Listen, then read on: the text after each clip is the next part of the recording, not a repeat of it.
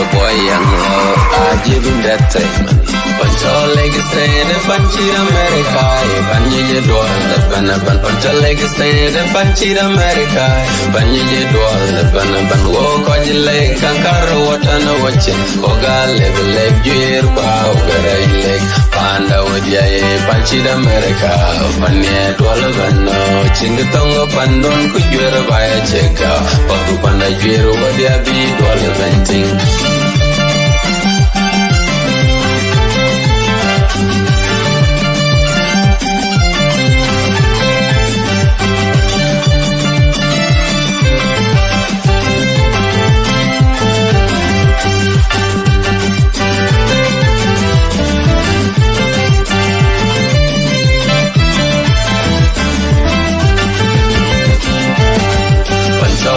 Stay the Panchi America, Banyi Dwal, Banaban, Pancha leg stay the Panchi America, Banyi Dwal, Banaban, walk on your leg, Kankaro, what I know watching, Oga level leg, year, pow, very leg, Panda with ya, Panchi America, Panya Dwal, Vano, Chingatongo Pandon, could you ever buy a check out, Paku Panda Jiro, what ya be, Dwal venting.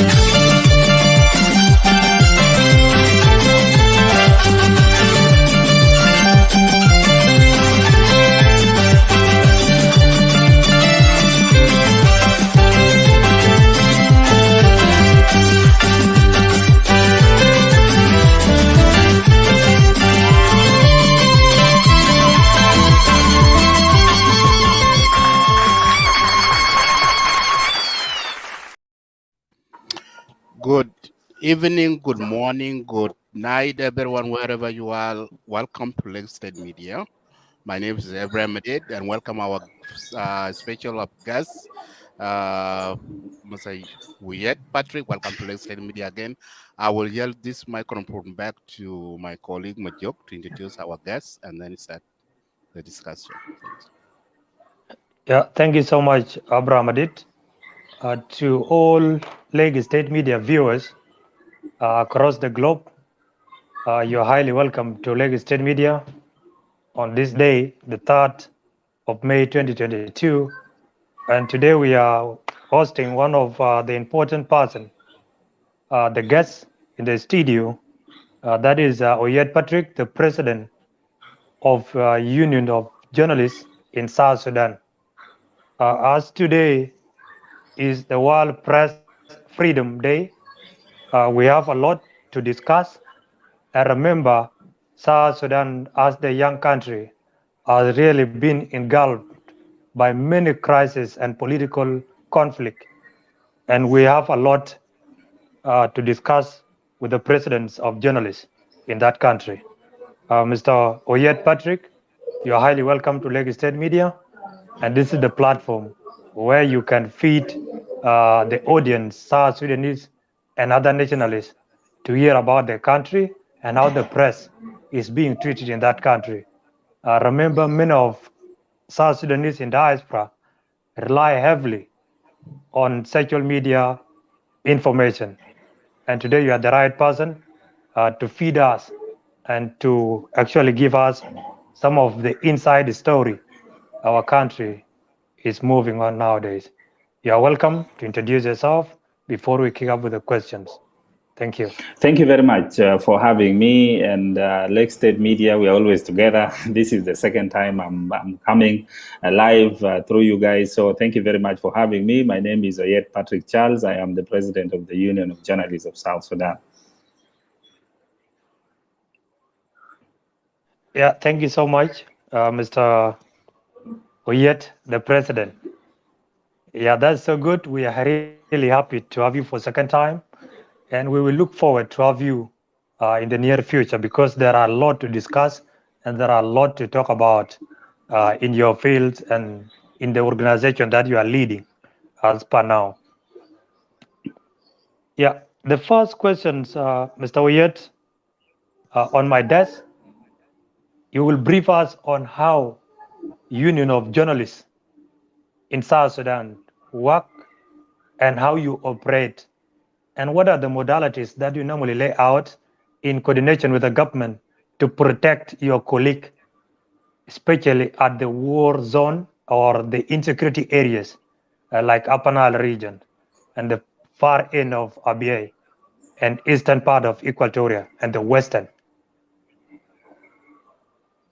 Yes, thank you. To start with our core work or the areas in which we do a lot of work. Of course, as a Union of Journalists of South Sudan, we have three major areas that we work in. Number one is the issue of protection of our colleagues, of our journalists. So this is one area that we are really mandated by our constitution to look into, to work to help our colleagues. So one is the issue of protection of journalists. Number two is the issue of welfare, issues of pay, for example, how journalists are paid, how, for example, journalists are treated when they are at work, including do they have facilities like sanitation and water, for example, do they have proper toilets? Does a radio station where journalists work, for example, have a proper toilet, a proper dining, and how are the journalists paid? So this is one other area that we look into, is one of our mandates. Number three is to promote professionalism. And promoting professionalism comes with issues such as capacity building. And by the way, many of the donors, when we normally approach, they tell us that, why do you always talk of capacity building? Everybody is doing capacity building. And my answer to them is that it's like a marathon, you know. You run, you go to Olympics, you win a gold medal, but you don't come and say, now I have won a gold medal, so let me relax. You know, new things keep coming every time. For example, I always tell people I started practicing before independence. And when independence came in 2011, 2 years later in 2013, there were these beautiful laws that were passed, the media laws. You have the Media Authority Act, you have the National Communications Authority Act, you have the SSBC, South Sudan's Broadcasting Corporation Act, you have the Access to Media Act. This act came in 2013, and this act made the Ministry of Information to remain up there, and all these institutions like the Media Authority, the Access to Information Commission, and so forth were formed. Now, these are new things. These are new laws that have come into place, and journalists need to know. So these are some of the areas that we build capacity of journalists on to understand the new laws that have come in place, and also new things that are coming. Like, for example, now we are live on a platform for Lake State Media, run from outside. You know, you have these new technologies that are coming. You have media convergence, the internet now. You see even traditional media houses like newspapers, they are now having, you find they have a Facebook page, you find they have a website, you find they have Twitter account, where all this, information are now converging into one place. So all these new things, we always make sure that our journalists are aware of, and that is why we do a lot of capacity building. So briefly, this is what I can say. The other part of the question you ask, what do we do to protect our journalists? First of all, is to build the capacity. You know, we have discovered that when you do your work very professionally, it is very difficult for the law to be used against you, because sometimes the law is used against us. You know, it's not like you have committed any offense, but a law can be used against you using some maybe small mistake that has occurred somewhere. Or sometimes when you do not even know the law, you are always threatened, like, you know, we are going to take you to court, or, you know, this is defamation. So if you do not know these things very well, sometimes it can be used against you to threaten you, to make you maybe not even run a story. So we make sure that our journalists are aware of their rights and so forth. So yes, we do this capacity building in order to make sure that we protect ourselves. We also engage with the various stakeholders, including the government, including the security agencies, to always talk to them. We also organize coming together between the security, like last year in Lake State, we brought on board security, SSPDF, the national security, the police, and then journalists together to come and have a 3-day workshop where we discuss, you security guys, why is it that you see us as a problem? What do we do wrong that normally you see like we're doing wrong. And they also say sometimes you write our names and you write our ranks wrongly. For example, somebody will say I'm a colonel, but one time I was interviewed, and then the newspaper wrote that I'm a major general. And the next day, my boss was asking me that, hey, congratulations for being promoted. So we also come together with these various stakeholders. We discuss with them issues that face us. And like now in Juba, we have this monthly breakfast meeting where we bring various stakeholders, including media authority, including some representatives from the embassies, representatives from parliament, and journalists and security, police, and so forth. We come together and then we choose a theme and we talk about, for example, we have done something on a theme known as journalists as a friend and a partner, and then and so forth. So this is one other thing that we do. We consult, or we normally are in coordination with the various security organs and government institutions to ensure that journalists are protected. Those are some of the things that we are doing. Thank you so much, President Oyet Patrick, for your well introductions and for highlighting some of the things that your office is doing to mobilize and to inform your fellow colleagues, especially the journalists. You have talked about capacity building, and in that area, we need to highlight more about it. When you look at capacity building, our current situation nowadays is being occupied with the misinformation, sometimes disinformation, and you have mentioned some of them. How do you curb this under your union? Remember, there are some other journalists who are in different parts of the country, and sometimes the message or the information they report is contrary to the information that is happening on the ground. And you know very well social media is taking over, as you put it clearly. So some of the clear information pop up on social media, and when you look at the reports being done by the journalists, they are not matching. And when you look or dig a list to get the truth, you'll find out maybe there was a certain misinformation. How do you curb that under capacity building? Do you have such trainings in order to highlight or to enlighten these journalists? Yes, we do. We do. Actually, is what we focus on a lot, because as I said before, when you do your work professionally, when you state facts as they are, you are unlikely to get into problems. Even when you get into a problem, like somebody who may feel that he is not happy or she is not happy with the story, eventually when the person finds that the story is full of facts, they will back off. I'll give you an example, one that happened in northern Baraka. I'll not mention the name of the person who did this story, but the story was talking of something that happened with the state government. And this story had all the facts. The journalists had all the documents, had all the facts that were necessary. And later, when the state authorities tried to even arrest the journalist and find out why he wrote this article, it was found that the story was full of facts, and therefore the authority could not do much, could not proceed much. So we always encourage the journalists that please, before you come up with a story, or do not fabricate. Let me put it that way, because you can hear a story, and as you correctly said, social media is now full of everybody wants to break information or news. You have seen it, but you have not verified. So verify information. Do not talk to me and say, I talked to Oyet, and Oyet told me that so and so a minister said this, and you quote that minister, whom you have not talked to. You quote the minister through me. This becomes fabrication. Maybe what I'm saying is not facts, or I've changed the facts a little bit. So it's better you verify the story from the source, talk to the source, identify yourself when you're talking to the source, be clear, say, I am so and so from this media house, I would like to interview you about this issue, and I would like this to go on air, or I want to do.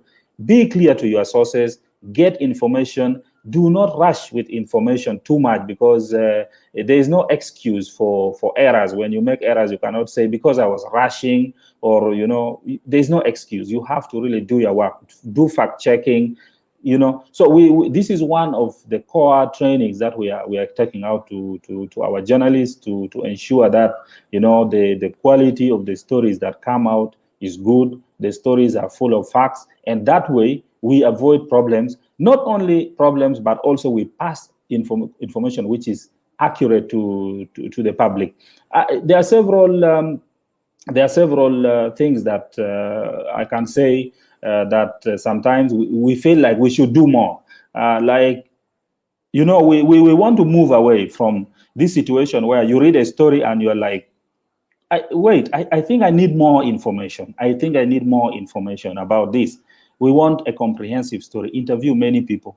Like the other day, unfortunately, Juba Monitor remains closed. I should say this. When Juba Monitor was closed, it was so difficult to get, you know, even me as a journalist, to get really a proper source, which is telling me the story, how things are, you know. It is very difficult. People are just writing, yes, the editor-in-chief of Juba Monitor has been arrested. There was a dispute between the stakeholders, I mean, the shareholders. But what is behind? What is behind? Could we interview some of the shareholders? Could we interview some of the people who work for Juba Monitor? Could we interview the family of the late Alfred Taban? Could we interview some of the vendors who sell the newspapers, so that we have a story that is really, really good? You know, so that's what we are trying to advocate. This is what we are telling our colleagues, that please, when you're doing a story, get the sources.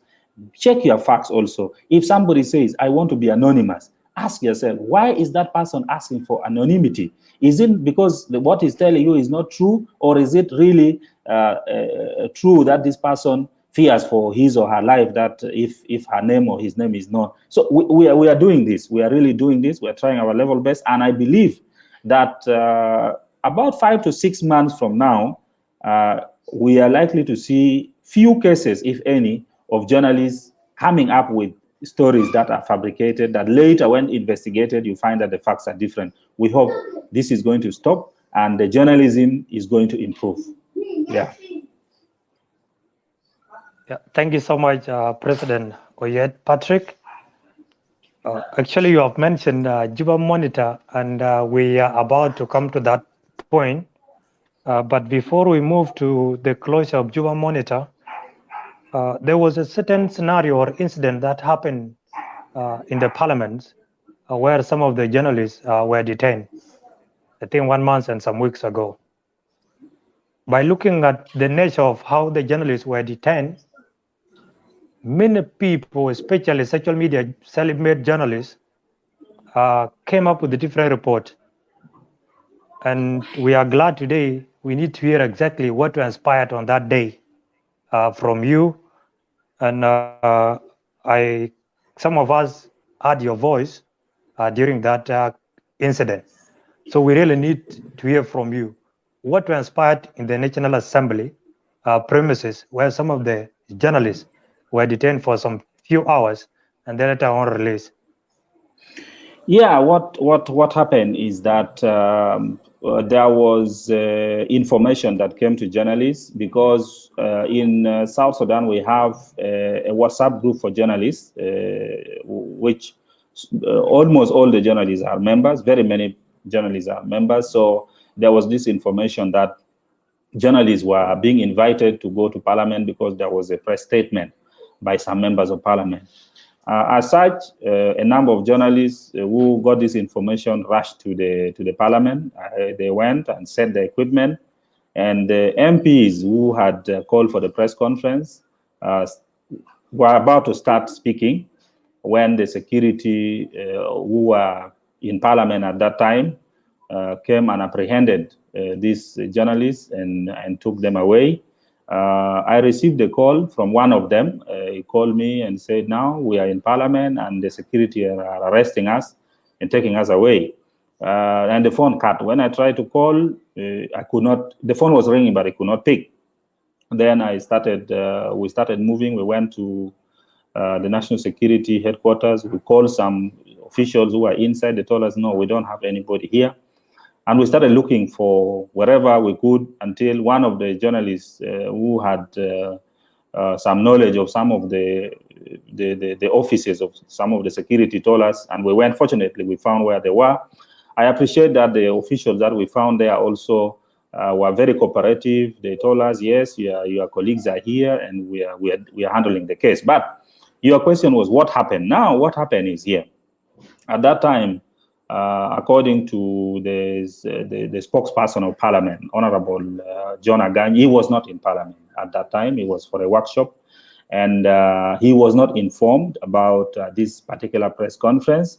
I must say that this press conference was organized by mainly opposition political party members who are in Parliament, and according to Honorable John Agany, the leadership of the Parliament was not informed about this particular press conference, and for that reason, when the press conference was about to start, when the security discovered that the leadership of the Parliament was not informed, the security acted and arrested the journalist. This was what the official statement he gave us. We met with him several times about this. And yes, we also talked to some of the members of Parliament who had organized that press conference. They said, yes, they did not seek for any permission because according to them, they thought that being in Parliament and being members of Parliament, they were free to express themselves if they wanted to. So that was actually a conflict between the members of Parliament who wanted to hold a press conference and the leadership of the Parliament. And journalists found themselves now in the middle. And being also now, I can say, a soft target, they were arrested. But they could not arrest, the security could not arrest the members of Parliament who called for the press conference. So basically, that is briefly what happened. Yeah, thank you so much, President Oyet. Actually, we really need to always have first-hand information because second-hand or third-hand information sometimes is filtered and anybody have to add whatever ideas he or she thinks is fit to be expressed in that context. Literally, many South Sudanese are questioning the integrity level of journalists in the country. Others are saying that some of the journalists compromises their integrity. So kindly, can you elaborate or highlight on that context of integrity? When we talk about the integrity of journalism, it contains a lot of things. The nature of report that you compile and how you present your report, whether authentic or inflated, and how you relate yourself with security apparatus of the area that you are reporting in, and how you cannot compromise despite the pressure from whoever might be indicted or convicted. So many people are saying, due to the crisis our country is in, both political and economic crisis, it has compelled many journalists to act on the compromise basis whenever the courts a certain vital information and the failure or the person is ought not to tell them don't air out this information and we will talk. So kindly, can you highlight on that? Yeah. To a larger extent, that statement is true. But let me explain it this way. Here we are in a country where we've been at war for several years, and the economy itself, the economy is really not doing well. So for that reason, for example, the civil servant, the journalists who work, for example, for the state media house, you find that for some time they are not paid. And also, not only that, even when the money comes, the money is very small. So you find that because of that, sometimes if it is just normal, I think as a human being, you are so tempted, even if you are that professional and your salary is £3,000 in the current situation in South Sudan, where £3,000 maybe buy for you only a meal in your home for a small family. If you have a family of maybe 3 to 4 people or 5, maybe that is one meal, maybe supper. And that is somebody's salary for a whole month. Now, it is not also paid for maybe 6 months.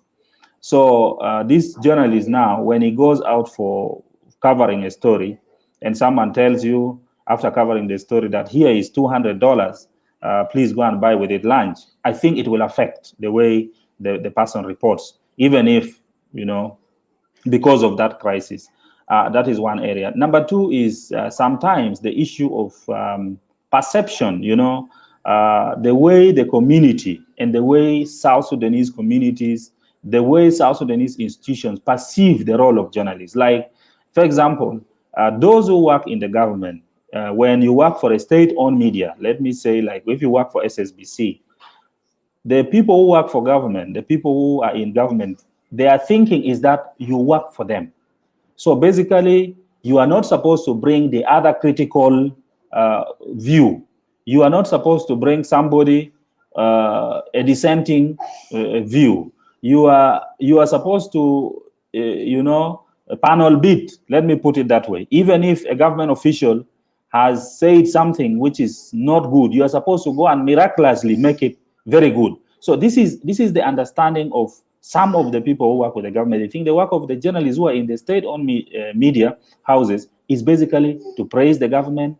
Even if things have gone wrong, even if there's suspicion of corruption, you should never bring it out. If you bring it out, then they will term you. Those officials are likely to categorize you either as you are now a sympathizer of opposition or working for opposition groups and so on. They do not look at it that this work of these journalists is to bring facts to the public, and the public will decide on their own. Now, what does a community look at you? For example, if you work for a state-owned media, the society will look at you like you are somebody who does not tell the truth. You are somebody who, even if the government has done wrong, you are not able to say it. So there's that perception from the society.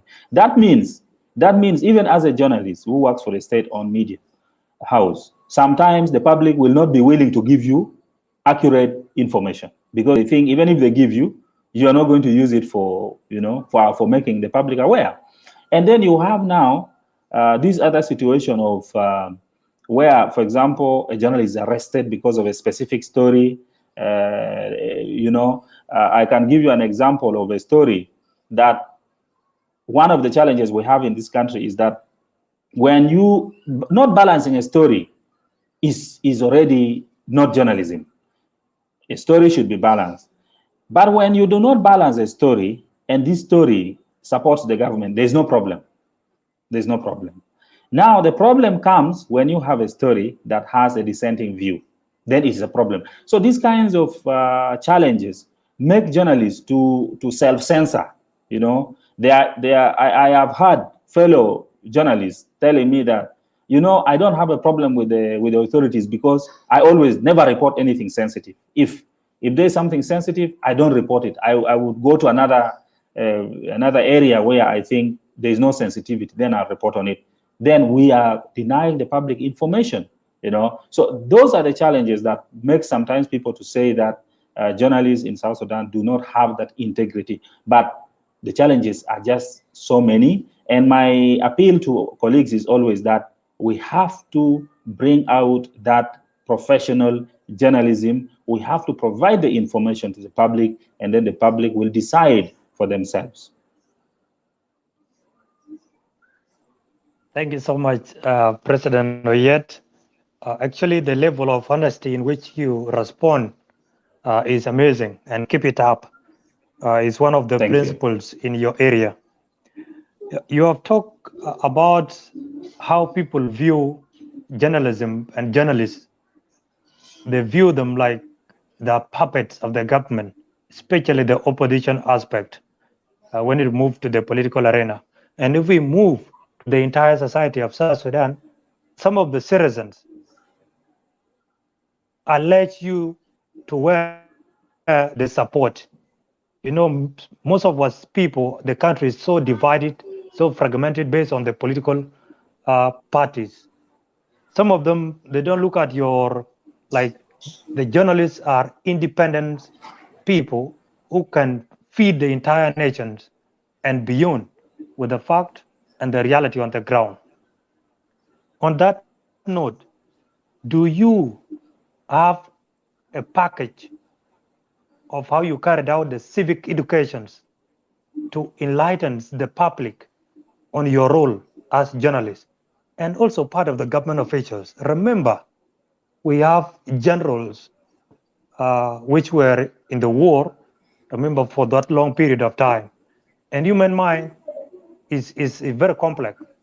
What you do for almost 3 or 5 months is what your mind always associates with. The South Sudanese in totality don't have peace of mind. Do you have that package of how you help civic organization like civil society on how to carry out civic educations to define your own role as journalists and also to differentiate your roles or your docket with other government apparatus institutions, I mean? That is still a challenge. That is something that we need to do, but we've not started doing because, you know, we are facing also some challenges that we are trying to address. Like you find we are in a situation where you find civil societies sometimes are doing the work that is supposed to be done by Ujoss.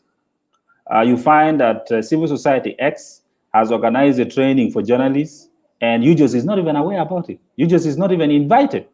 So that becomes really a challenge because we are always asking those that approach us to collaborate and work together.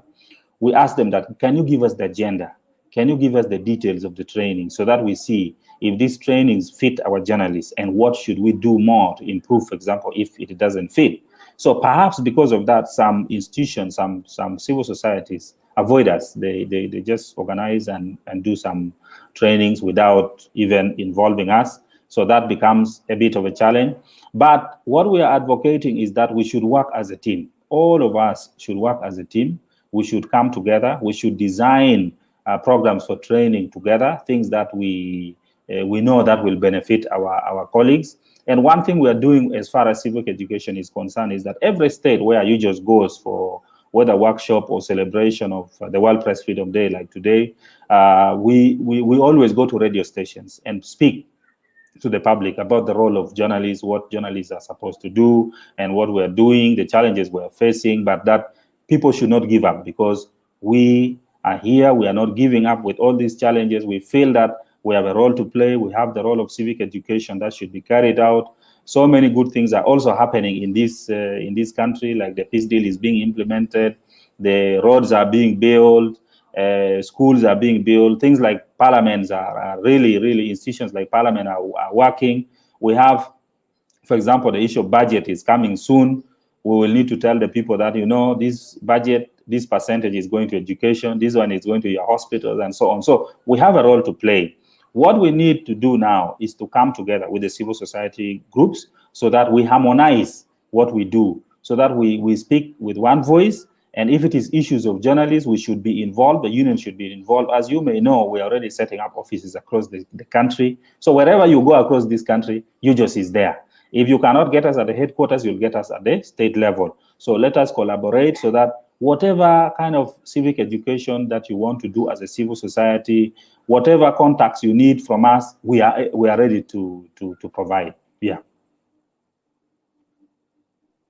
Thank you so much, Mr. President Patrick. The last questions before I yield it back to my co-host is about your relations with security apparatus in the country. How do you work with the security organ in the country? Because in most cases, we normally hear the cases of journalists being detained here and there from state to state, county, region to region, and within Juba as the capital city. How do you normally coordinate with these security organs at the head of the union? Yeah, we have some contacts who have been very helpful since we've been in the office. Whenever we are in problems, if it is the police, we have some contacts to call within the police. If the journalist has got a problem, is in police custody or something, we have contacts to call. If it is with the national security, we have some contacts also to call. If it is with the SSPDF, we have also some contacts to call. So in that line, we are a little bit okay. We have some contacts. Not all the time that we have called, we have been assisted. Sometimes we have not been assisted. Not all the attempts that we have made, we succeeded. In some cases, we have not succeeded. For example, when a journalist was expelled from Warab State, we tried our level best, but that decision was not rescinded, so it is still, standing. So in some situations, we try our level best and we fail. But we also understand that those who have been cooperating with us are always willing, but sometimes it's just difficult. But that is it. That is it in leadership or in life. You will not succeed in everything you want to do. It's okay. But in most cases, the contacts that we have, when we talk to them, they are willing to help. As I explained to you earlier, even when the journalists were arrested from the parliament, when we contacted some of the officials at the National Security Service, they readily told us that they are not here. And they were honest. And even when we went to the other security offices where these people were being detained, the officials that we got, they were also honest. They told us, yes, they are here. But, they could even just, it is their discretion. They have discretional power. They could even say they are not here when they are here, or they say they are here when they are not here. So yeah, so we appreciate that the working relationship is fair. Even when we call them, the security, when we call them for breakfast meeting or we request for any meetings with them, they're always available. So to that end, it's positive. It is positive, yeah. Yeah, thank you so much. Before we move back, or before we come back to Juba monitor what transpired and what happened and what is going on, before we also move back to what happened, the elections that took place last week on Thursday in Western Equatoria, I will yield it back to my co-host, maybe to pose some of the questions that he might have to ask you about. So Abraham Adit, if you are there, I yield you back the mic. And thank you, Oyet. Thank you, Majok and Mr. Oyet Patrick. Actually, I have some few questions that I follow up. You mentioned about the payment of journalists who are working. Do you guys getting salary? Do government have a budget for the journalists? Where do you guys get your funding from? Yeah, the journalists who work for state-owned media houses, definitely there is budget. They are supposed to be paid like any other civil servant. But we have a problem with that because journalists work almost 24/7, and then also public holidays they are working. Whether people are for Eid, for Christmas, and so on, these people are working. Weekends they are working. So we believe that their pay needs to be looked into. It should be something reasonable that really corresponds to what the kind of work they do. For us as Ujoss, we never get any payment from government, of course. Union of Journalists is a trade union. It's under trade union, and actually if we had resources, we're supposed to have businesses as a union. We're supposed to have maybe buildings, hotels, and so forth that fund our activities. Unfortunately, at the moment, we do not have any business as a union of journalists, so we depend on donor money. For example, if donors normally put out a call for proposal that we are, for example, having some fund, this amount of money we want for training journalists, those who are, institutions, if you fall under that category that can apply, you apply, and sometimes you just get some small fund. And sometimes also they call for proposal that we want to do ABCD, if you can apply. So this is how Ujoss, for example, gets money. For us who work for the Union of Journalists of South Sudan, is a voluntary work. We do not have salaries. So it's totally voluntary work we do. Maybe if you travel, you have a project, or which at the moment even Union doesn't have a project. We have activities like with UNESCO where we go to train journalists out. This is when you can get maybe something small as a DSA. That's why we encourage all our members to actively continue with their work wherever they work. If you work for a radio station, TV station, and so on, you should continue with your work as you'd also work do the work of Ujoss because it doesn't have salaries. Yeah. Thank you. My next question regarding, I see one of the article, press release actually from U.S. Embassy in Juba, and they said that I'm having a quote to Ambassador. He's saying that there is much that need to be done in the remaining month of the transition period to provide the way of election, and all the party committing to realize peace agreement. And one of those is freedom of express is guaranteed by the Article of 24.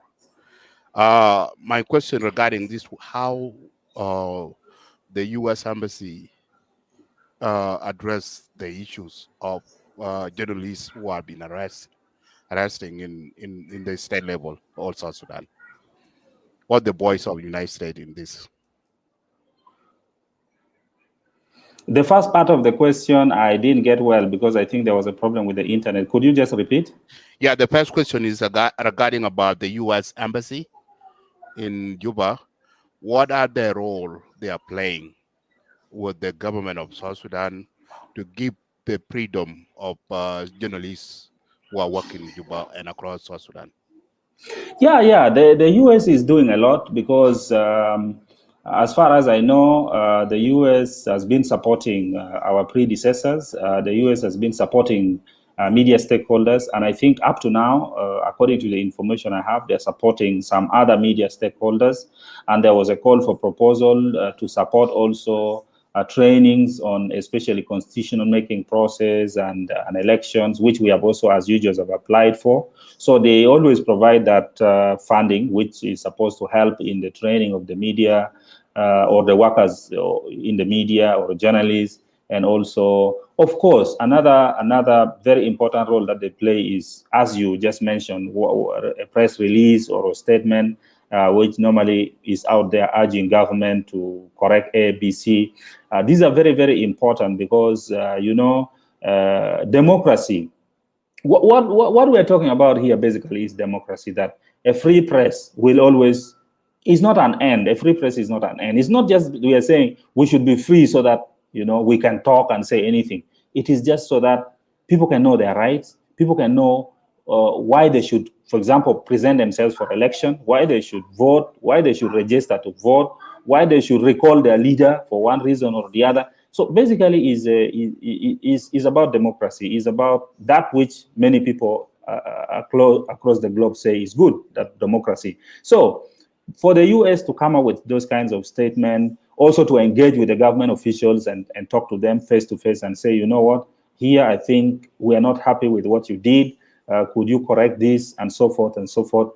These are very good because, as I said, the issue of democracy has no single school. You cannot say I'm going to university in Washington or wherever and I'm going to learn democracy. It is through this that people tell you. The U.S. will tell you that, if you arrest a journalist who has not committed any crime, has not committed any offense, it's wrong. And you correct it. You learn from it. You say, next time when you want to do it, you say, the other time somebody told me that it's wrong. And another person will tell you something else. And another person will tell you something else. Journalists, Union of Journalists will say, this is wrong. And you say, hey, why are they talking? Okay, so this is also... So we learn. It's a learning process. Like South Sudan is still a young country. So countries like US are really, really doing much to ensure that, freedom of the press is there, democratic processes start taking shape. So we think they play a very, very big role as far as the issue of freedom of the press is concerned. Okay, thank you, Oyet Patrick. My next question regarding about harassment of journalism, and one of those, we experienced that. Lake State Media experienced that last year. Lake State Media was we did a show here. We invited one of the opposition in our show. We interviewed him, so we got into misunderstanding, I can put that way, with the Lake State government. So they end up suspending our media, and we end up suspending our staff in Lake State level. And we've been have this dialogue, discussion. We urge the state level government that to lift the sanction that they put on Lake State media. And we see we didn't done nothing wrong. We didn't violate the Article 24. So, and they still, and that is part of the media harassment. And we do our best not to do this in public manner, we do in private. And still we didn't get anything that what is, as a president of journalists in South Sudan, how can, go ahead. I just wanted to say that is one of our failures as Ujoss, because I think that issue was brought to our attention. We tried our level best. Unfortunately, we could not also get a proper response from Lake State, but we are ready. We are ready to keep pursuing it and hear from the state authorities. And that brings me to the issue of perception. You know, we talked of the perception of the government officials, how they look at state-owned media, but we didn't talk about how they look at the private media, like Lake State media. The perception is that these private media, some of them are for, they are spies and they are for regime change. There's that thinking that the private media is for that, which unfortunately is not true. I think media is a very important tool for development. And I've been telling some of the government officials who do listen to me a bit. And I said, you know, if I were in their position, I would be very happy with a media house that hosts opposition group, because when opposition group is hosted, they will always likely say their plan, and when they say their plan, then I'm likely to make either take, if that plan is very good, since I have resources, then I'm able to implement that plan for them, so that next time they don't have any other plan. Another thing is that most of the things that are said by the opposition are actual opinions, and if somebody says an opinion or writes an opinion article in a newspaper, you do not need to close that newspaper because of somebody's opinion. I think the best thing you can do is that as a leader, you also have a group of people who can write opinions, so that their opinion can counter the other opinion. So if Lake State Media has hosted somebody whom you think is an opposition, and you are not happy, why don't you ask for airtime also on Lake State Media and bring out your other side of the story? The media this is what the media is supposed to do. It's supposed to provide for us a platform in which we share ideas. And if somebody has said something you think you disagree with, you are ready to share your opinion. So I think that idea of not granting access to Lake State Media in the state and so forth is not a proper one, and we'll continue to pursue and see where it leads us. Thank you so much. That's a wonderful answer. Yeah, because we are, like, as I said, we having these issues simply because our people think that Lake State, the name, is a problem, but the and the law are there. So name is not only can. I will leave that way. But my next question to you is about. So, seeing you took office as a president of journalists, do you have any number or statistic of the number of journalists has been arrested since you took over a position as a president? We do have, but just that I cannot give you off head now. We do have, because we have been producing monthly newsletters, by the way. And these monthly newsletters, I don't know if you have been receiving them. I think I need to get your address and be sending them to you. The monthly newsletter tells of the media landscape. It talks of, for example, a radio station was opened in Bentiu, it is there. If a journalist was arrested in Bentiu, it's there. If a journalist was beaten in Malakal, it's there. So all those information, we have them. We really have. And by the way, unfortunately, there are many cases. The cases that we have are more than 20, but I cannot give you off head now the specific number, but there are actually a lot. There is almost no month that we finish without having a case. So cases are there. There are many. We've been in office for about 10 months, but the cases are many. There are more than 20. Yeah. Okay, thank you. Let's go back to the election in Eastern Equatoria. Majok, you can take over. Thank you. Yeah, thank you so much, Abraham Adit, for the questions that you asked our guests. Yeah, to the President Oyet, yeah, thank you so much. And it's like we are bombarding you with a lot of questions. Yeah, It's before okay. I It's fine. It's fine. before Yeah. I ask next questions, I just need to highlight a little bit in regard to Lagos State media. As Abraham put it, actually we had a bit of misunderstanding with the state government, and we did not went silent. We actually made some progress and some attempt to approach the state government so that we can talk, and we have to know our faults, and also the state is having that right to advise the Lagos State media if they see that there are some things that are not going in accordance to the law. So far, we have sent several letters, several communication has been established with the Minister of Information, and our last communication was today. I communicated with him today, and he was like, his response is on the desk. It's just a matter of him signing, and then he will send it back to us. I just want to let you know so that if we receive that letter, maybe within the course of the 2 days' time or this week, we will be glad to let you know, or we'll even send you the copy. Abraham Adil will do that. Yeah, actually, you have talked things to do with information. And brother Oyet, information is power. And if information is misguided and manipulated, then that information becomes a disaster. On the same note, in regard to the freedom of press,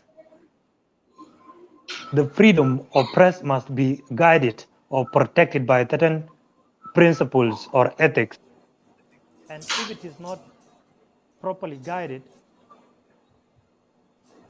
then Abraham Adid, you can go on. Somebody just called. Okay. Yeah, I think if you hear what he say, you can go ahead and answer what he's saying. Yeah. He was elaborating on the importance of the freedom of expression, which I totally agree with, because freedom of expression is a fundamental human right. Is a fundamental human right, and it is very, very important because it protects the other human rights. With freedom of expression, if there is freedom of expression, then if my brother is being arrested, I am able to say my brother has been arrested arbitrarily. There was no arrest warrant, and he was arrested. If my neighbor has been shot in the leg, I am able to say, my neighbor is being shot here, and can somebody do something? So freedom of expression is important in that sense, that it protects the other rights. That if I go to hospital and find out that there is no medicine in the hospital, and yet Article 31 of our Constitution, Transitional Constitution of South Sudan, 2011, says it is the duty of every level of government to promote good health, and therefore medicine should be in the hospital. I am ready to say I came here and found nothing because I have the freedom of expression. But once that is taken away, then it's like all the other rights are taken away from me. So, and when we are talking about the freedom of expression, it's not like we are generating something from somewhere. As you correctly said earlier, these are things that are already guaranteed in our Constitution. Article 24 talks of the freedom of expression. Article 32 talks of the access to information. So what we are talking about is just to promote this which the Constitution already provided. It's not something new that now journalists are inventing something new they want to push. No, it is there. It's just for us to promote it and let everybody know about it, and everybody should protect it, because it is the duty of every citizen of every country to protect the Constitution. This is the first duty, and to promote what is in the Constitution. And this is what we as journalists are doing. Yeah. Yeah, thank you so much, Patrick. Sorry, I was a little bit lost. I got a call. Yeah, I was saying the freedom of press must be guided too, and if it is not guided, it also become another disaster and useless at the same time. Because when you learn how people are actually treating social media nowadays, especially South Sudanese in particular, how they use social media is not in accordance with the policies of how social media was initiated by Mark Zuckerberg. People are taking it differently because they have that freedom. You can say anything. You wake up and the question you find on your phone is, what do you have on your mind? Then you can just throw anything that you want. The question that we are about to move in is the issue of Juba Monitor. You know very well, Juba Monitor is one of the most important newspapers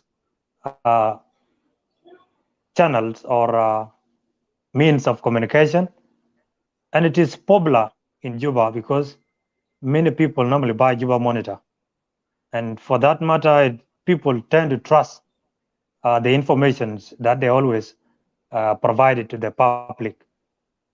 And some weeks ago, something happened. The Juba Monitor was closed, and the chief editor was arrested. Kindly, some of us don't have information, and we tend not to rely heavily on individual reports, especially Facebook journalists. Today you are here as Patrick, and we really need to hear from you what transpired and what is happening now. Okay. Are we going to lose that news channel completely, or it will revive and come back to air? Unfortunately, up to now, we do not know what is going to happen. But what happened is that there's disagreement between the family of the late Alfred Taban, and the late Alfred Taban was one of the prominent shareholders in the in Juba Monitor. And what happened, according to the chief editor of Juba Monitor and many people that we talked to, is that one, the family of the late Alfred Taban wanted ownership of the paper because they, in their opinion, is that the paper belongs to the late Alfred and therefore they should take full ownership.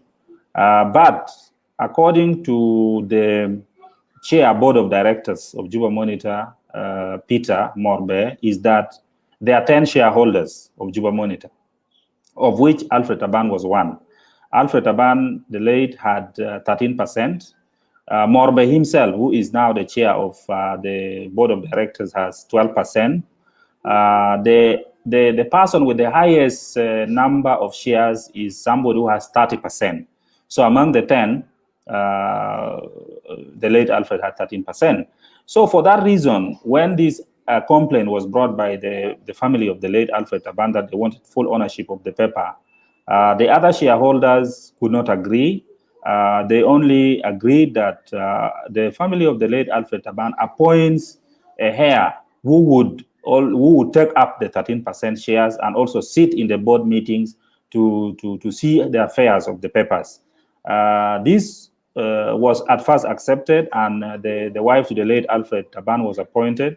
Unfortunately, when the family went and sat again alone, they disagreed with that decision, and for that reason, they went for an arbitration in the Ministry of Justice. In the Ministry of Justice, that was last year, all the 10 shareholders were called. They were asked, what do you want? And out of the 10, 2, including the family of the late Alfred Taban, said they want the newspaper to be disbanded, basically. If the family of the late Alfred Taban could not take over ownership, then the paper should be totally stopped from production, especially the name Juba Monitor should not be used. That was not possible because 8 of the 10 were for the paper to continue. The 8 people were saying the paper should continue, whereas 2 were saying the papers should not continue. So a decision was made by the official in the Ministry of Justice that since 8 out of 10 was saying the paper should continue, therefore. But the two who did not want the paper to continue, they were supposed to be given their shares off. They were supposed to be paid off so that they leave. And that meant doing an audit of Juba Monitor assets, then dividing all the assets by 10, and then the two would take their shares and leave Juba Monitor. That was last year. And as of now, according to the editor-in-chief of Juba Monitor, that audit is ongoing. Now, as the audit is ongoing, the family went and instituted a court case in which the family asked the court for an injunction to stop production of Juba Monitor as the audit goes on. And when this order was made, according to the editor-in-chief, the order was also not brought to Juba Monitor. They saw it on social media. It was not officially delivered to them. And their lawyer, the lawyer of Juba Monitor, made an appeal. And in that process, when the appeal was made and then the other court order was on, and the Juba Monitor was continuing to publish, this is when the editor-in-chief was arrested for not following the court order, or what they call contempt of court, or court order.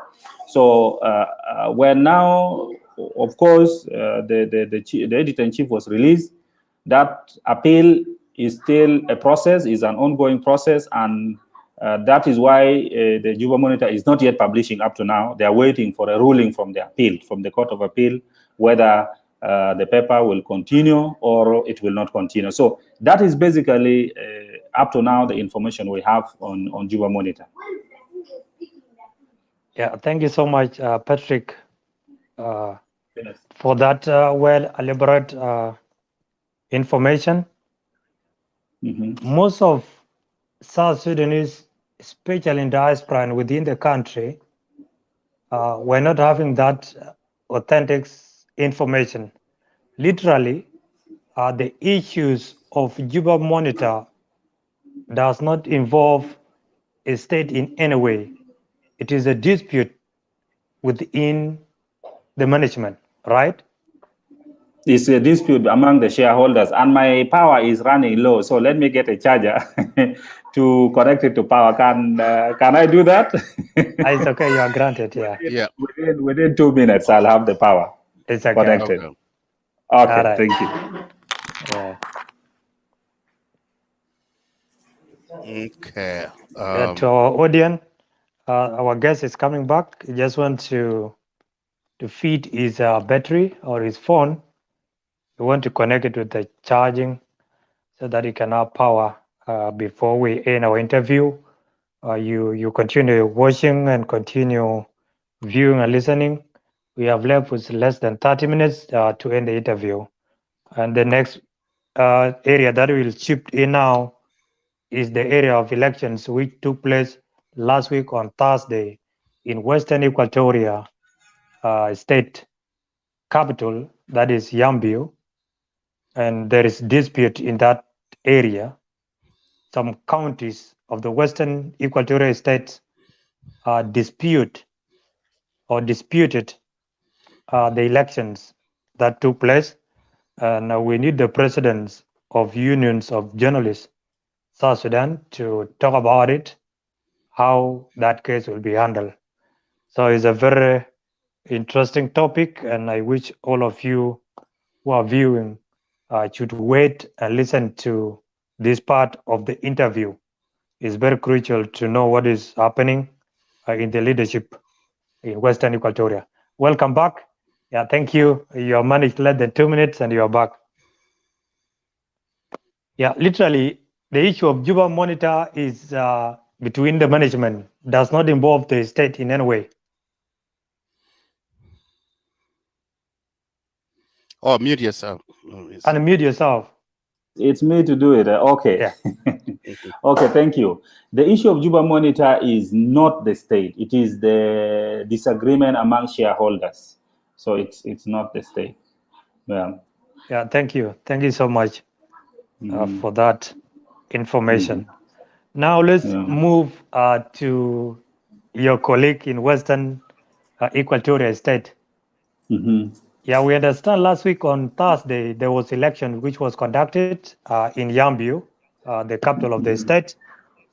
And immediately after the elections, we have had some of the county's representative.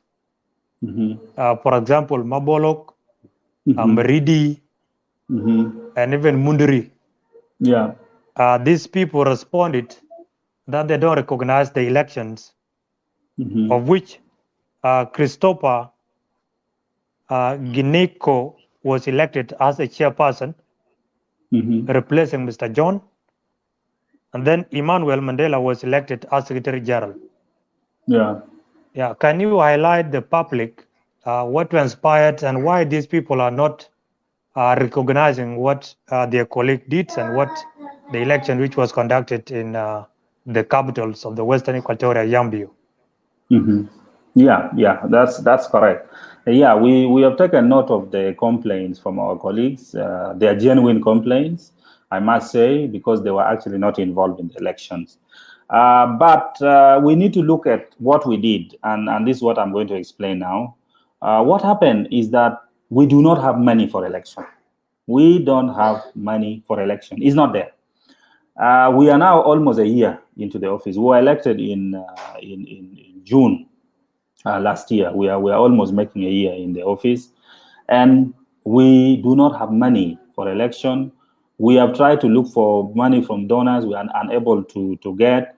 We have tried to look for, of course, as I said, we don't have businesses as a union, and for that reason, we decided at the national level that whenever we get opportunity to go for training in the capitals of the states, we have to reorganize our offices, because some of these offices have never had elections since 2010. Some of them have had some form of appointment of the officials who are currently in the offices. So for that reason, we decided that now, when we get opportunity to go for trainings in those states or headquarters, we need to do what? We need to conduct at least election. And the current money that we have is from UNESCO. It is money for doing training on reporting on constitution making, on reporting on human rights, on fact checking, and so forth. And last year we were in Lake State. We did a training, and after that training, we conducted also elections. And we elected also the chair and the secretary general and the treasurer. And we also did not bring people from all the counties. Reason being, the money is for training. And that money has only 3 people are supposed to be transported, even from the headquarters. Only 3 people. So that means if one person is from Ujoss, the other 2 are supposed to be experts who go to train the journalists. But we also requested, because we requested UN Human Rights Division, and Human Rights Division has managed to secure for us 3 places in the flight. So now you find that we have the 3 people who are going on the UNESCO project, and then we have 3 people who are going on UN Human Rights Division project, to at least send 3 or 4 members of Ujoss on the ground, plus experts who go for training. The money does not involve transporting journalists from Mamvolo to, for example, Yambio, from Mundri, from Ezo, or from wherever to bring to the state capital. The understanding of UNESCO is that the state capitals have more. Every state capital in the country has more journalists, and most of these and these journalists are mixed. They come from all the counties of the state. So the money for transporting these journalists is not there. And then we decided that since the people in the capital are the majority, and they come from almost every county of the state, it would be fair if we at least reorganize the offices. We conduct election so that there are easier way of coordinating between the states and us. Like now, if something happens in a state where we do not have an office or we do not have members, then what is going to happen is that it becomes very difficult, first of all, to get accurate information. And I can tell you that we have now introduced a system where every week we receive reports from the states. Every state sends us a report on Friday on the media landscape, whether there's a new radio station, whether there's somebody has been arrested, what is happening, if there's conflict, how do these conflicts affect journalists and so on. We need people on the ground. Now, therefore, in the Western Equatoria State, as well as what we did in Rumbek, as well as what we did in Torit, and as well as what we did in Bor, We did not bring people from the states because we do not have the funds. First of all, we do not even have funds for election, leave alone funds for bringing people from the various parts of the countries. We do not have this money. So that's why I say that we are just being creative to ensure that the union is working. So for that reason, we had to do the election. Not only that, if you have been following, and which I know you've been following, issues in Western Equatoria, we've been having these problems, like in Tombora, we've been having problems, even though now the situation has come, there is now no more violence. But look, another challenge, let's assume even if we had money, another challenge was going to be what? The issue of transport. You may not have the flight to go and land in Mundri, land in Meridi, land in Monvolo to collect these journalists. How are you going to transport these people from where they are to come to the state capital in this current situation where we are not sure of the security? For example, in as much as the situation is stable, but once in a while, you hear that there have been some attacks, some things have happened. So you also take care of the security aspect. How sure are we that if we had money, for example, what is the safest means of transporting these people from where they are to the capital? It would also be another question. Another issue is that, elections by themselves are really divisive, because even if we had money to transport people, you are not going to transport everybody. You see, for example, somebody who works in Mundri FM. There are staff who work in Mundri FM, there may be 19 or 20 or how many. You are not going to transport all these people to Yambio to go and carry out election. You may select one or two. So those who have remained may also say, we are also not involved, so we are not going to recognize. Are you seeing the challenge? So these are, I think for me, these are challenges of democracy, that sometimes majority, in most cases actually majority, if not all cases, majority win. And when the majority wins, then there will always be some complaint. People will always say, I was not involved. Even if they were there, somebody may say the election was rigged and so on. I am happy that they are talking, and I respect the fact that they have a right to talk and they are free to talk. They can talk to whoever they want. The most important thing is that let us work together. Elections does not mean, election is not kingship or kingdomship or whatever they call it, that if somebody has come to power, then the person is not going to leave. Time is going to come, another election will be there. Maybe the security situation will be better. Maybe funds will be available where we will wish that everybody should participate. Unfortunately, for now, we are not able to because of the issues that I just mentioned. Yeah, thank you. Thank you so much, Mr. Patrick Oyet. Yeah, the next questions is like you have put it rightly, because elections are always divisive, and if anything happens, even if people are on board all, then it is the norm of an African's elections. They always end up with, if you lose the elections, the only answer that you give is that I was having majority, but they rigged the election. So that is normal, and it is common in African countries. The next question is, who normally funded your elections activities? And on that questions also, you will answer the questions of how do you organize your elections? Do you do it as a general elections from your office down to the state, to the counties, or the state and the counties have different elections and time elections compared to your time? Okay, who funds our election? Let me start with that. For us, when we came to office, our coming to office was funded by OSEA. OSEA is Open Society Initiative for Eastern Africa. Is a non-governmental organization that was supporting Ujoss. But when we were coming to office, the election that was done, that was the last activity that they were funding from the previous administration. So that was the last bit of the money that was used now to carry out election, and then that was the end of the project. So we don't have any other money. And then at that time, UN Human Rights Division provided a hall. They hired a hall, and I think they also transported 222 journalists per state to come and conduct to be part of the election. So how do we conduct the election? At the national level, what happens is that you have the General Assembly. The General Assembly is the one that comprises of members who come from the various states. And normally, in most cases, there are two members who come from the states to represent their various states to the capital. And then you have the members who are in the capital. We would wish more people would come, but because of also resources, that's why only two are brought. And that brings us to the other question that even if you want to bring people, you'll never bring everybody. Are you seeing? So anybody who has remained will always complain.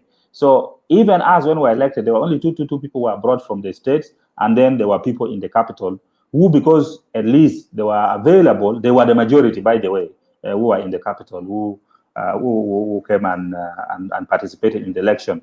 And the election is normally done like this. We normally have, in our case, we had media authority, we had, which was acting as the electoral commission, and then we had AMDIS also, and then we had UN, which was acting as observer, and then the other media, of course, the media houses were also there. So this is how we did elections at the national level, and I think going forward, this is the format we are going to use. UN agencies will be observers, and then you have media authority, which will act as electoral commission, and then you have AMDIS, you have other media stakeholders who also come to witness the election. And it's done through secret ballot, by the way. It's done through secret ballot. Now, what are we doing in the state? In the state, we have adopted the same format. We normally bring the state government. In Lake State, the Minister for Information was there during the election as an observer, somebody who is observing it. In Jonglei, the minister was there. In Eastern Equatoria, the Director General of the Ministry of Information was there. In Western Equatoria, the Minister for Information was there as an observer. And then our Secretary General at the national level acts as electoral commissioner who reads the rules and everything. And the elections are also, everybody is given a chance to campaign. Everybody is given a chance to come before the public and say their manifesto, why they want to be elected and so forth. And the ballots are normally made. They are made from the hall there where there is no way that somebody can cheat. And normally we put something in it. It's not static. Sometimes we can put a stamp of Ujoss on it so that the voting paper must have a stamp, and there's a rule where you should write and where you should not write, so that some votes may even become invalid. So we have that. And then the vote is done in a secret ballot, and then the results is read in public where everybody is there, and every candidate sends their representative to be at the ballot to see that this vote is really for me or not for me. So this is how we carry out elections. Yeah, thank you, Mr. Patrick. If you look at what does your constitution say in order to for the people who are left out to launch their complaint, because do you carry out the state elections like in the delegate system or general assembly according to your constitution as the union? Because we really need to address the issue of those complaints that are coming from the counties, that they were not informed, they were not included. The election at the state, according to our constitution, is done through a general assembly. It's not through delegates that come from the states. It's done through the general assembly. So that means if the majority of the members are there and they form the quorum, then they can go ahead with the election. This is what the constitution says. Yeah, thank you. As the president of the union, how are you going to, have you developed some of modalities to approach or form a committee to mediate between the counties of the Western Equatoria and the newly elected office? We actually heard of this complaint even before we left Western Equatoria State, and we mandated the elected leaders to extend an arm to those who felt that they were left out. And we also say that we are looking for ways of visiting those areas that our colleagues feel that they are left out. Ourselves at the national level, we want to go to visit them. Perhaps organize an in-house training, like if it is Mundri Radio, we go to Mundri, we do some training, and we explain to them how the situation is financially for the union, and the logistical challenges of this country, which is a difficult logistical challenge, not only for us, even for government is very difficult. So you can imagine a union like us who does not have fund. You have to depend on donor funding that comes with conditions. You cannot impose your own conditions on it. In fact, even for us to have that election, we had to beg. We had to really appeal to the donors, to UNESCO, to allow us that afternoon hour, which is meant for workshop, to conduct at least elections, so that we have a proper office in the state. So we are going to move. We are going to move to these areas to meet with our colleagues and talk to them. And the best thing is always to dialogue. We have also told our colleagues who are elected that, remember, not all people from the counties came. So it is our duty to work to involve them, to ensure that they feel involved. So we're going to do that. Yeah, thank you so much, Mr. President, for that response. That is how leadership is. I hope your union is to train you journalists and also to show other people or other organizations on how leadership can move. We understand there are a lot of challenges. Holding all factors constant, South Sudan is facing a lot of challenges. And my last questions, before I yield it back to my co-host, is how do you relate, or your relationship with the National Ministry of Information? Literally, many people perceive this docket or this ministry to be directly linked to the journalists in the country. And if journalists have come together to form a platform where they always sit, discuss, and address some of the issues facing them and some of the issues facing their colleagues in that regard, how do you normally relate with the National Ministry of Information alongside your funding? Because our perceptions as normal citizens, we assume this ministry should allocate some of the budget to your union. We assume the ministry is your mother, and mother have to give you that plate so that you can run your activities, whether it's small or big. Thank you. Yeah, thank you. Our relationship with the Ministry of Information is good. We, for example, when we were elected into office, we met with the minister. We've been inviting him for some of our occasions. If he's not able to come, he sends his deputy, which is a very good recognition. We think this is very good. So coming to the issue of funding, you are right that as a union, we are not limited. We are not limited that we should only have, for example, donor money or money coming from, embassies or non-governmental organizations. Being a union, even the government could actually fund us.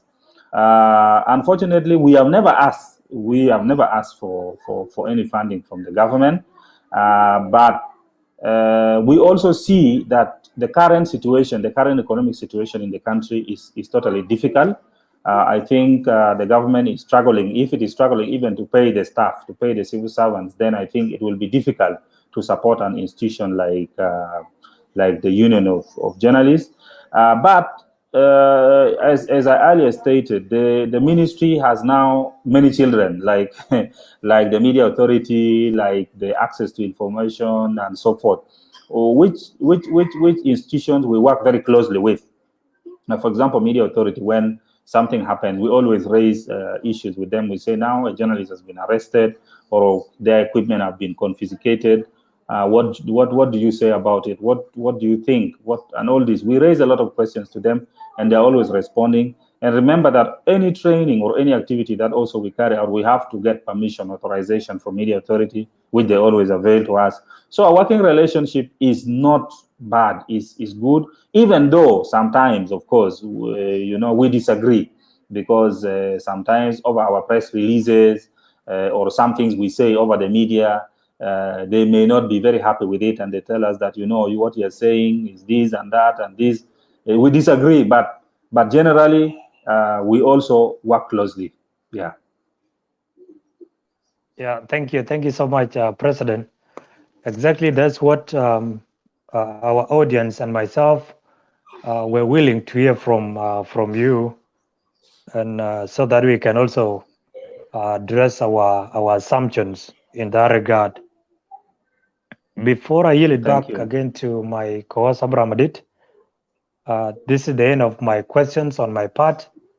But I want you to briefly highlight how lately, especially the late of 2021 to the earlier 2022, how the press in general being recognized in the country. To us, the viewers, we have seen there are some a bit positive in regard to the government aspect. We have seen journalists being allowed to go and conduct and ask questions when President was actually addressing the nation. Journalists were there to ask him questions, which is very good. And also when Stephen K came to South Sudan, and he was actually to explain the pushing the button of South Sudan.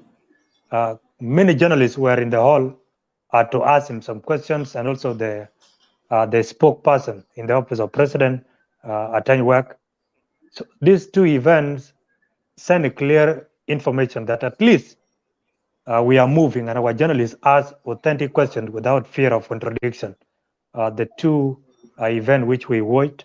So kindly, can you highlight, considering today is the World Press Freedom Day, what can you say in that context? Thank you. Thank you very much. Yeah, it's World Press Freedom Day. We are happy that even here in South Sudan, this day is being recognized, and our team is in WOW to mark this day. And we've had even the governor of Western Equatoria State participate in on this day. Another thing is that there was a football match, by the way, which I did not tell you about today in WOW, between journalists and national security officials, and the game ended 1-1. The match ended 1-1. Yeah, so wow, so that's good. all these are really tools that we are using to build good relationship. We have made it clear that we are not an enemy. Journalists are not enemies of the state. We are actually playing a very important role. We have made it clear to the government that now, you see, for example, the constitutional making process has begun. Many people never got involved in the constitution making because we know our history. In 2005, the CPA, and then the interim constitution, and then the transitional one, which the people did not get involved in. Now people are going to get involved through us, the media. We are going to pass the information to the people, and people will get involved. We have created a lot of activities, as I told you, as Ujoss. We have this monthly breakfast meeting where we bring government officials, we bring the security, we bring journalists on board. We frankly discuss, we share experiences and where we get problems, and security also tell us where they have problems with us and so on. And all this is trying to improve on the relationship that we have. We are also very frank. We do not hide anything. Even when we produce our newsletter, we share with the security, we share with the media authority. We say, here is what we have produced. This is the media landscape, and can we do something to improve so that the next edition does not have so many cases of journalists, for example, being arrested. And there is a bit of understanding now among many stakeholders that journalists have some role to play in this country. And I think going forward, we hope that the situation will keep improving, so that we make sure that our public are aware of what is happening, and they can make proper decisions. They can also, free press will make us avoid violence, because if you know that there's rule of law, if something has happened to me, I should go to this office, and due process will be followed, and justice will prevail. You will see these revenge attacks also will reduce. People will trust the systems that are there. Also, as you said, now everybody is in a way a journalist, can take a picture, write something about, and so forth. So in this process, you may find some rumors and theories that are not correct. all over the place. But when the media is there and especially public officials talk to the public through the media and so on, it clarifies on some of those rumors. So I think there is that understanding, and we hope going forward people will understand the media more, and our work will become more easy. And we are looking for that day when the president will start having interviews one-on-one with South Sudanese journalists, so that really we feel that we are being recognized. Our work is being recognized. Yeah. Yeah, thank you so much, Mr. President, and congratulations for drawing with the national security team in Wow. Thank you. At least your Thank members you. have managed to represent you well. You can send our regard to them. Yes, I will. Yeah, I yield it back to my co-host Abraham Adit if you have a last question before we wrap it up. Yeah, so we are. Today's show. Yeah, thank you, Majok and Oyet Patrick. We come to the end. So my last question just is, what is today the world press mean to you and to South Sudan journalists? This is a very important day to me because it is a day that is enlightening the entire world, and in South Sudan, the entire public about the work of journalists, which is very much connected to freedom of expression. So it's very important to me. And the theme for this year is journalism in the digital crackdown, let me put it that way. As we move towards the media convergence, where we have all the social media platforms, websites, all integrated into our systems, and our media, TV, whether it is radio and so on, are all digital, we are also very vulnerable. These systems are very vulnerable. Systems that are over the internet are very vulnerable because with a click of a button, the whole system can be brought down. Somebody can use his phone to bring the entire radio station or newspaper down because we are online. So really, it's an important day, but it's also a day that reminds everybody that this is a fundamental right. The freedom of expression is a fundamental right. The freedom of the press is a tool of democracy, and therefore we should all respect it. In South Sudan, if we want that country which is free, which many of our fathers fought for so many years, we should accept the freedom of expression. We should accept free press so that it will shape the society. It will help us to reach where we want to reach, which is a free society, a society that is accountable, a society that has leaders who are accountable to their people. Thank you so much, Mr. Oyet Patrick. This is wonderful. I am so happy to have you in this program today. It's a wonderful day. I just want to say happy the World Press Day to all journalists in South Sudan. Keep it up a good work. The media is the key and the voice of the citizens of South Sudan. So we encourage the government of South Sudan to give the journalists a freedom of express, let them do their job.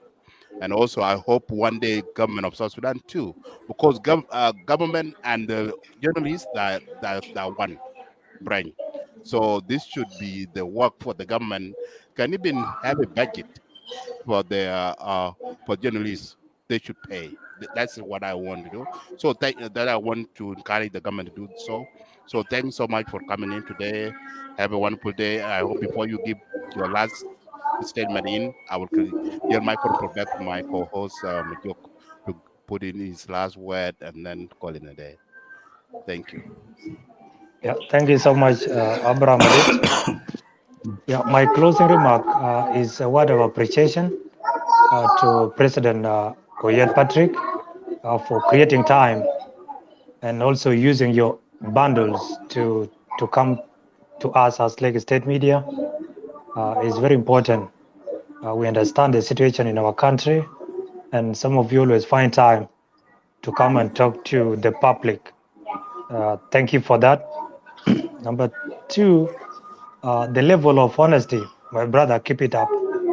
Despite the challenges, we must always be honest to ourselves, and we must accept the realities on the ground. As you know, you are leading one of the biggest union ever in the country. And you know, Oyet, many South Sudanese media outlets, both online and hard copies, these people look up to you people. It's like you are the umbrella, and all these people look up to you. It is your own responsibility and obligations always to act in accordance with the law, and you must act to inspire all these media houses so that they can also do their best. You need to show them the level of ethics, the level of integrity, the level of commitment, the level of patriotic that you have to showcase in the office. And you also need to inspire some of South Sudanese students who are in their universities, especially in the University of Juba, Upper Nile University, and other public universities. You also need to create time for them. You visit them at the universities, have a talk with them. That one will create a big impact to them. It will inspire them, and they will work accordingly, knowing that in the future, they will be journalists of that country. May God bless you, my brother, and happy Press World Day. Thank you very much. Happy World Press Freedom Day. Thank you very much for having me. Thank you so much. Thank you for coming in. Thank you. And thank you all our viewers. And thank you for tuning in. Have a wonderful day. God bless you guys, and God bless South Sudan. Thank you. It's your boy Young Love. I give him that time. Control leg stand and punch it America. Banyi je doa ban control leg stand and punch it America. Banyi je doa ban walk on your leg. Kankaro watana watching. Koga level leg gear bow garai leg. Panda with ya punch it America. Banyi doa ban chingatonga pandon kujura baya cheka. Paku panda juero wadia bi doa venting.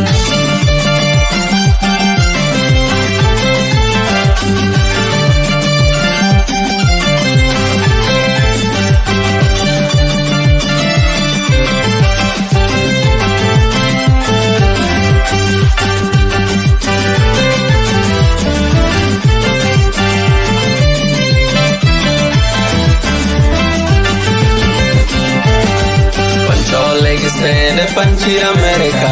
Banyi ban control leg stand up and cheer America. Banyi ban walk on your leg. Kankaro watana watching. Koga level leg gear bow garai leg. Panda with ya panchi America. Banyi ban chingatonga pandon kujura baya cheka. Paku panda juero wadia bi venting.